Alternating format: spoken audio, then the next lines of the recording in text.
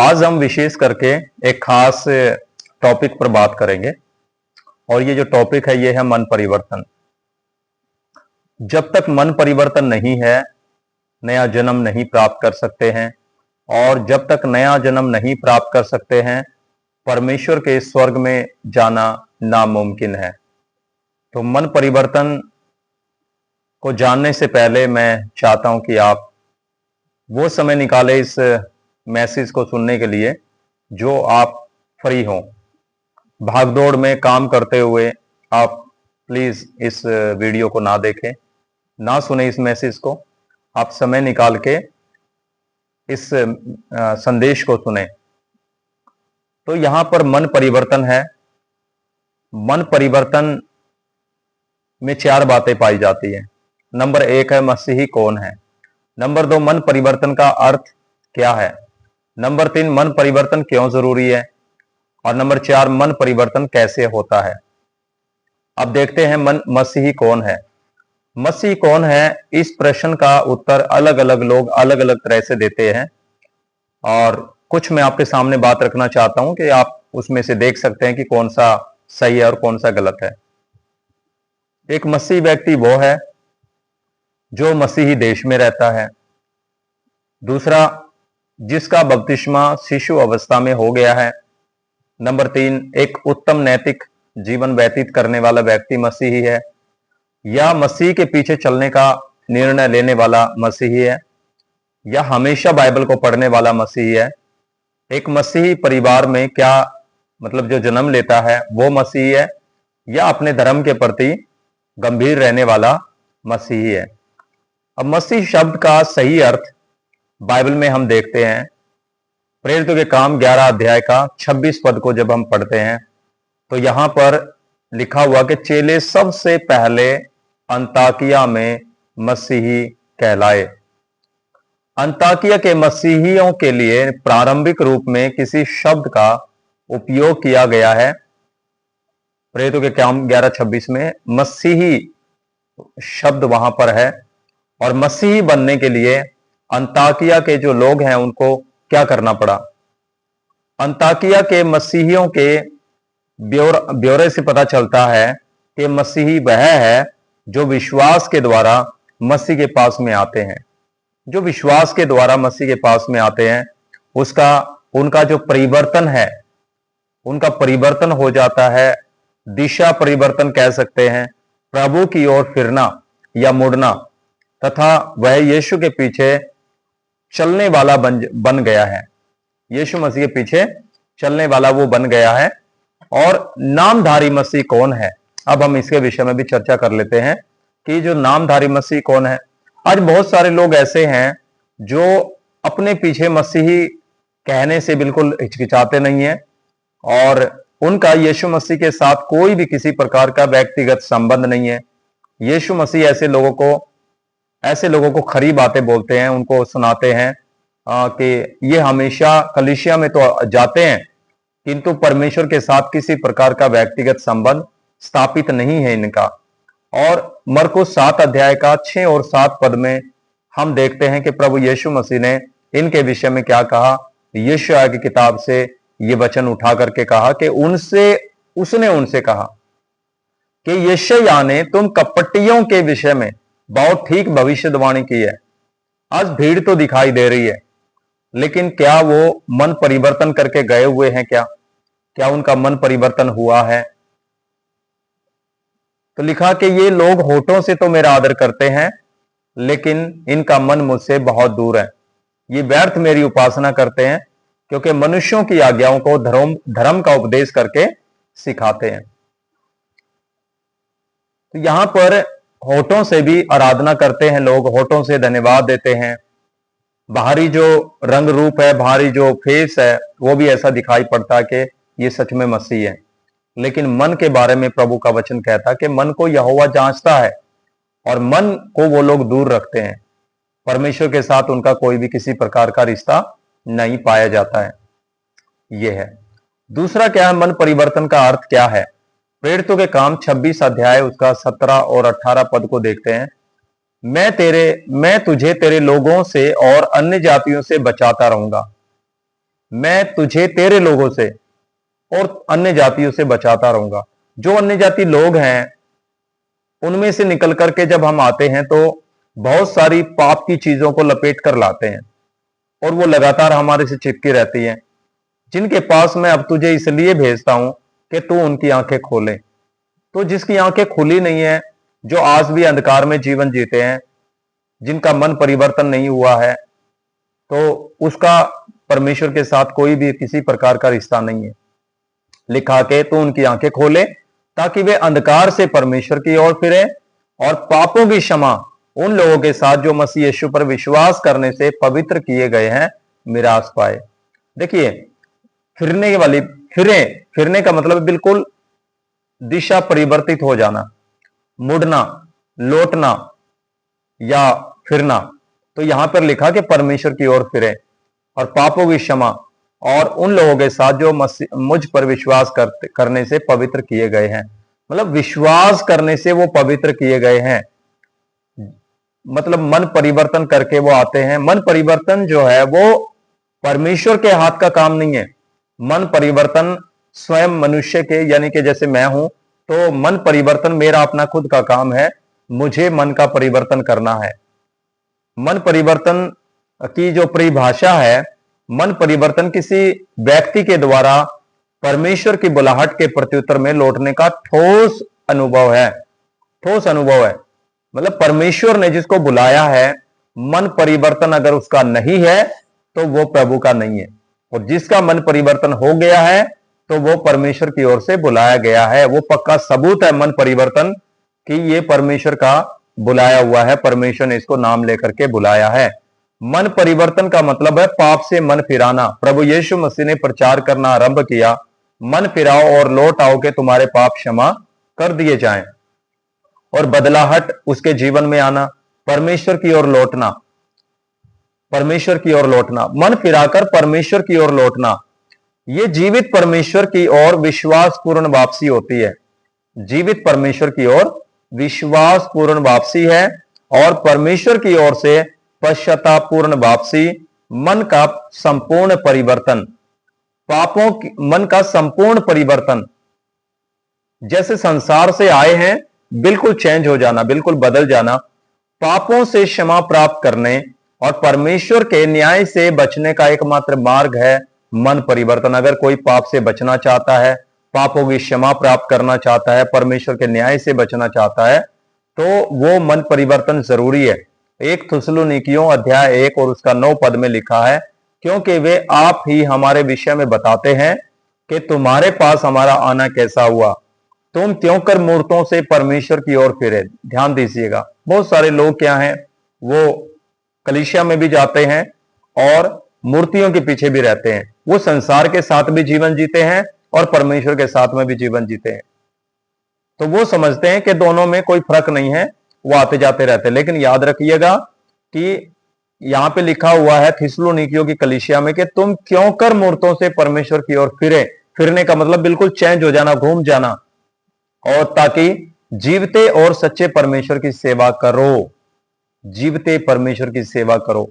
लोगों के मन परिवर्तन से संबंधित कौन कौन सी धारणाएं पाई जाती हैं, मैं बताना चाहता हूं। मन परिवर्तन उद्धार का मानवीय पहलू है। मन परिवर्तन अगर नहीं है तो वो व्यक्ति उद्धार को देख नहीं सकता, प्राप्त नहीं कर सकता है। उद्धार के 2 पहलू हैं। नंबर 1 है मानवीय पहलू, मन परिवर्तन। देखिए, मन परिवर्तन ये परमेश्वर की तरफ से नहीं है, ये खुद का अपना डिसीजन है। ये मैंने डिसीजन लेना है कि मैंने पापों को छोड़ना है या मैंने लपेट कर रखना है। दूसरा ईश्वरीय पहलू है नया जन्म। जब मन परिवर्तन हमारा होता है, मैं मन परिवर्तन करके विश्वास के साथ परमेश्वर के पास जाता हूं, तो परमेश्वर मुझे नया जन्म देता है। उस व्यक्ति को नया जन्म मिलता है जो मन फिराकर परमेश्वर के पास में जाता है। अब मानवीय पहलू के बारे में जानेंगे। उद्धार का अनुभव प्राप्त करने के लिए यह जरूरी है कि वह व्यक्ति बदलाव के लिए स्वयं व्यक्तिगत निर्णय ले। उद्धार का अनुभव प्राप्त करने के लिए यह जरूरी है कि व्यक्ति अपने जीवन में बदलाव के लिए स्वयं व्यक्तिगत निर्णय ले। स्वयं निर्णय लेना होगा उसे मन परिवर्तन के लिए। और उसे ही स्वयं ये निर्णय लेना है। कोई दूसरा नहीं ले सकता है, कोई तीसरा नहीं ले सकता, ना कोई इसके ऊपर जोर जबरदस्ती कर सकता है। परमेश्वर सिर्फ हमें वचन बतलाते हैं कि मन फिराओ और लौट आओ कि तुम्हारे पाप क्षमा कर दिए जाएं। परमेश्वर की आवाज हमारे कानों में पड़ती है। अब उसके बाद में ये निर्णय हमारा होता है कि हम मन परिवर्तन के लिए कितना हम लोग इस बात पे ध्यान देते हैं, और उद्धार को ग्रहण करना तथा मन परिवर्तन का निर्णय विशेष व्यक्ति को ही लेना पड़ता है, विशेष व्यक्ति को लेना पड़ता है। ये परमेश्वर का काम नहीं है। प्रेरितों के काम अध्याय 4:14 और उसका 15 वचन में ये बात हम देखने को मिलती है। अब आते ईश्वरीय पहलू के बारे में। नया जन्म देना परमेश्वर का काम है, और परमेश्वर नए जन्म के द्वारा हमें एक संपूर्ण नया जीवन देते हैं। इसीलिए उद्धार के लिए नया जन्म देना परमेश्वर का काम है, परमेश्वर का काम है। यूहन्ना 3 अध्याय का 5 वचन में जब हम देखते हैं, तो जब तक एक इंसान नए सिरे से ना जन्मे वो परमेश्वर के राज्य में प्रवेश नहीं कर सकता है। अब मैं आपको मन परिवर्तन के विषय में बताना चाहता हूं। ये मानवीय पहलू है, मनुष्य को खुद इसके बारे में डिसीजन लेना होता है। व्यक्ति विशेष का उत्तरदायित्व है, ये मनुष्य का खुद का उत्तरदायित्व है, और व्यक्ति विशेष को परिवर्तन के लिए निर्णय लेना होता है। और नया जन्म के विषय में जब हम लोग देखते हैं तो ये ईश्वरीय पहलू, ये परमेश्वर का काम है नया जन्म देना, और परमेश्वर का उत्तरदायित्व है, और नया जन्म परमेश्वर की ओर से मिलता है। ये जो नया जन्म है ये परमेश्वर की ओर से मिलता है। क्या सच्चे मन परिवर्तन के बाद हमेशा नया जीवन प्राप्त होता है? रोमियो अध्याय 4 उसका 20 और 21 पद में हम लोग देखते हैं। तो यहां पर रोमियो 4 अध्याय का 20 और 21 पद में लिखा है, और ना अविश्वासी होकर परमेश्वर की प्रतिज्ञा पर संदेह किया, पर विश्वास में दृढ़ होकर परमेश्वर की महिमा की, और निश्चय जाना कि जिस बात की उसने प्रतिज्ञा की है वह उसे पूरा करने में सामर्थी है। और एक यूहन्ना 5:1 भी आप पढ़ सकते हैं। बाइबल के प्रमुख वचन मैं आपके सामने रखना चाहता हूं पुराना नियम में, जो मन फिराने से रिलेटेड है। बाइबल के निम्नलिखित प्रमुख वचन आपके व्यक्तिगत मनन के लिए हैं। आप इनको पढ़ लेना, आप लिख सकते हैं, ना कि सामूहिक चर्चा के लिए है।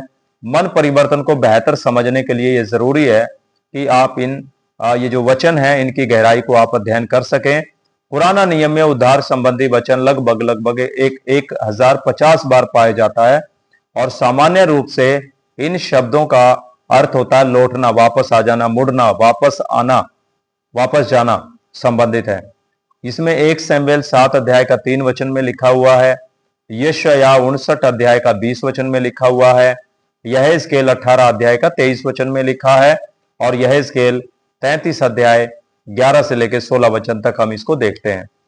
फिर नए नियम में भी मन परिवर्तन शब्द का यूनानी रूपांतर मुड़ना और वापस लौटने से संबंधित है। इस शब्द का प्रयोग लगभग 70 बार जीवित परमेश्वर की ओर लौटने के साथ किया गया है। आप खुद सोच सकते हैं, जब एक व्यक्ति परमेश्वर की ओर लौटा नहीं है, मुड़ा नहीं है, वो फिरा नहीं है, तो कैसे उसको नया जन्म प्राप्त होगा? तो सबसे पहला काम होता है उसका मन का परिवर्तन होना। और नए नियम में भी मैं लेके जाना चाहता हूं आपको, तो आप ये जो वचन है आप इन वचनों को पढ़ लें, और मन परिवर्तन, लौटना, मन का बदलाव, सोचने में परिवर्तन, पश्चाताप, ये सारी चीजें इसमें आती हैं। मत्ती रचित सुसमाचार 4 अध्याय उसका 17 पद आप देख लीजिए, और 11 का 20 वचन, मरकुस 1:15, लूका 5 अध्याय का 32 वचन, लूका 13 अध्याय 3 से 5 वचन तक, लूका 15 का 7 वचन, लूका 24 का 47 वचन, प्रेरितों के काम 2 अध्याय का 38 वचन, प्रेरितों के काम 11 अध्याय का 18 पद, प्रेरितों के काम 17 अध्याय का 30 पद, और 2 पतरस का 3 और 9। परमेश्वर किसी का नाश करना बिल्कुल नहीं चाहता है, लेकिन परमेश्वर चाहता है कि वो अपने पापों को पश्चाताप करके प्रभु के पास में आए।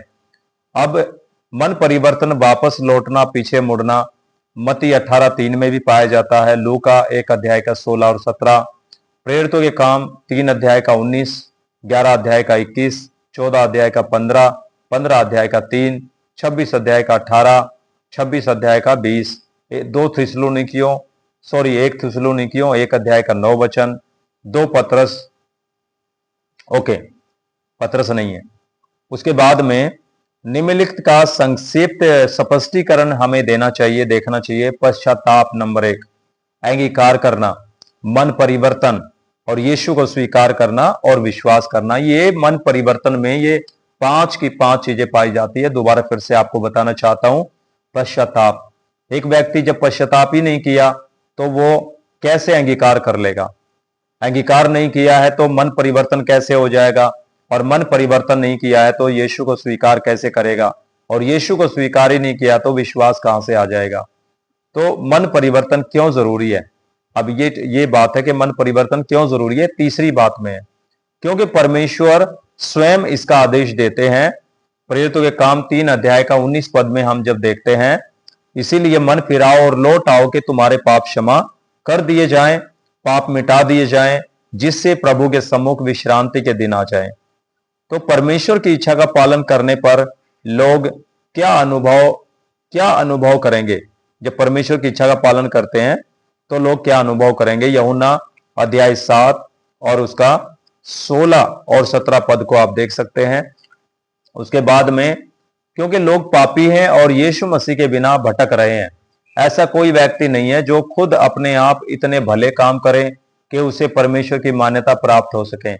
पवित्र शास्त्र बाइबल कहता है कि सब ने पाप किया है। देखिए, बहुत सारे लोग दया करने वाले हैं, भला काम करने वाले हैं और भी अच्छे अच्छे व्यवहार ठीक है उनका, लेकिन याद रखिएगा उनके दान से, उनके भलाई के कामों से, उनके अच्छे व्यवहार से वो कभी भी परमेश्वर की तरफ से धार्मिकता नहीं प्राप्त कर सकते हैं। तो भजन संहिता अगर 51:5 में देखते हैं तो दाऊद यहां पर कहते हैं, देख मैं अधर्म के साथ अपनी माँ के गर्भ में पड़ा और अधर्म के साथ मैं उत्पन्न हुआ, पाप के साथ अपनी माँ के गर्भ में पड़ा। तो रोमियो 3:23 में भी देख सकते हैं, पाप की मजदूरी मौत है। और पाप क्या है? 1 यूहन्ना 3:4 में देख सकते हैं। और परमेश्वर और हमारे आपसी संबंध को पाप किस प्रकार प्रभावित करता है? जो हमारा और परमेश्वर का संबंध है उसको प्रभावित करता है। 59 उसका 1 और 2 वचन में, सुनो यहोवा का हाथ ऐसा छोटा नहीं हो गया है कि उद्धार ना कर सके, न वह ऐसा बहरा हो गया है कि सुन ना सके, परंतु तुम्हारे अधर्म के कामों ने तुमको तुम्हारे परमेश्वर से अलग कर दिया है। ये अधर्म के काम है। मन परिवर्तन अगर किया ही नहीं है और वो लगातार उपवास रखें, चाहे कुछ भी काम करें, लेकिन वो सफल नहीं होंगे, तो तुम्हारे पापों के कारण उसका मोह तुमसे ऐसा छिपा हुआ है कि वो नहीं सुनता है। ध्यान दीजिएगा, मन परिवर्तन नहीं है, मन परिवर्तन हुए बिना परमेश्वर उनकी नहीं सुनता है। रोमियो 6:23 देख सकते हैं, 1 कुरिन्थियों 6:9-10 देख सकते हैं। जो लोग यीशु को स्वीकार किए बिना मर जाते हैं उनका भविष्य कैसा होता है? ये सवाल आपके मन में भी चलता रहता होगा। 2 थिस्सलुनीकियों 1:8-9 में देखेंगे, जो परमेश्वर को नहीं पहचानते, हमारे प्रभु यीशु मसीह के सुसमाचार को नहीं मानते, उनसे पलटा लेगा कौन? परमेश्वर लेगा। वे प्रभु के सामने से और उसकी शक्ति के तेज से दूर होकर अनंत विनाश का दंड पाएंगे। याद रखिएगा, जिसका मन परिवर्तन नहीं हुआ है और वो लोग कह रहे हैं कि हम तो मसीही हैं, तो याद रखिएगा वो परमेश्वर के राज्य में प्रवेश नहीं कर पाएंगे। परमेश्वर को उन्होंने नहीं पहचाना। एक दिन यीशु मसीह भी उनको बोल देगा, मैं भी तुम्हें नहीं पहचानता हूं। मत्ती 25 अध्याय 30 से लेकर 33 तक आप देख सकते हैं। इब्रानियों 9:27 को आप देख सकते हैं। लोग किस प्रकार जान सकते हैं कि वे खोए हुए हैं? यशायाह 53:6 में हम देख सकते हैं कि यहाँ पे लोग खोए हुए हैं, क्योंकि यह आवश्यक है कि लोग बचाए जाएं। जो लोग यीशु मसीह के बिना जीते हैं वे एक ऐसे मार्ग पर चलने वाले होते हैं जिसका अंत विनाश है, इसीलिए उन्हें उद्धार की आवश्यकता है। मत्ती 7:13 और 14 वचन में देखते हैं के अनुसार सभी लोगों को 2 भागों में बांटा गया है। एक तो उद्धार पाए हुए लोग हैं। उद्धार कौन प्राप्त कर सकता है? जिसका मन परिवर्तित हो गया है। तो यहाँ पर चौड़ा मार्ग और सकरा मार्ग हम देख सकते हैं मत्ती में। और चौड़े मार्ग का अंत कहाँ होता है? सकरे मार्ग का अंत कहाँ होता है? चौड़े मार्ग से सकरे मार्ग में आने के लिए लोगों को क्या करने की जरूरत होती है? चौड़े मार्ग से सकरे मार्ग की तरफ आने के लिए लोगों को मन परिवर्तन की जरूरत है। परिवर्तन के प्रति इच्छुक व्यक्ति ये स्वीकार करता है कि वह यीशु मसीह के बिना एक खोया हुआ व्यक्ति है। वह अपने पुराने जीवन को त्याग कर पापों की क्षमा के लिए यीशु मसीह के पास आता है और वह परमेश्वर का पुत्र, बेटा, बेटी बन जाता है। एक नवीन जीवन, छोटा जीवन प्रारंभ होता है और वो बच जाता है। आप किस मार्ग पर चल रहे हैं? आप संभवतः केवल दो ही है, आप ध्यान दीजिएगा। एक तो या तो चौड़ा मार्ग में है या फिर आप सकरे मार्ग में है। चौड़ा मार्ग खोया हुआ व्यक्ति है। जो चौड़े मार्ग पे चल रहा है ना, वो खोया हुआ व्यक्ति है। और जो खोया हुआ व्यक्ति है वो अनंत कालीन विनाश के लिए है वो, और अंधकार में जीवन है उसका। और सकरा मार्ग के बाद में बचाया हुआ व्यक्ति है वो, और अनंत कालीन जीवन है उसके पास में, और ज्योतिर्मय जीवन है। बाइबल के वचनों में अगर आप देखना चाहते हैं तो मत्ती 7 अध्याय 13-14 वचन में, यूहन्ना 3:16, 2 थिस्सलुनीकियों 1:9, प्रेरितों के काम 26 का 18 पद। ये लंबी वीडियो बन जाएगी, इसलिए मैं इसको यहीं पे स्टॉप कर रहा हूं। और दूसरे भाग में हम लोग जो बचा हुआ मन परिवर्तन के विषय में है, हम उसको जानेंगे। Thank you so much. प्रभु आपको बहुत आशीष दें। God bless you.